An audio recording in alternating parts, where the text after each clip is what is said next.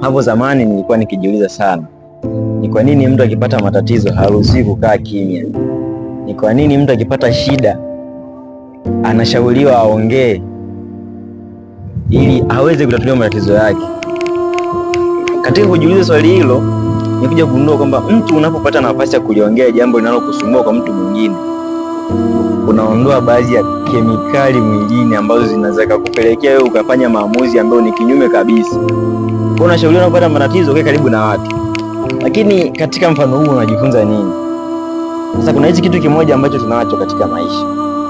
Almost wakati wa kufanya maamuzi fulani katika maisha, watu wengi sana tumekuwa tunaongea sana mipango yetu mbele ya watu wengine kabla ya kuitimiza.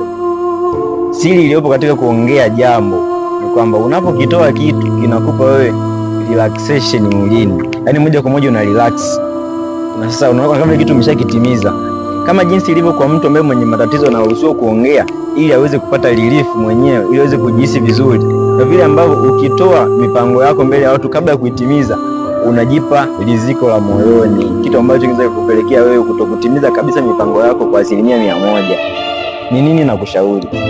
Jitahidi sana unapopata mpango, jitahidi sana unapopata plani mpya, usiwe mwepesi wa kuisema kabla hujaanza kuitimiza kwanza, kwa sababu hiyo itakujengea bado hasira ndani yako kuweza kukitimiza kitu. Pale utakapokisema, nguvu ya ukifanya na utendaji wake utapungua kabisa, tofauti na mwanzo. Basi nitaka tu jifunze hilo. Ciao.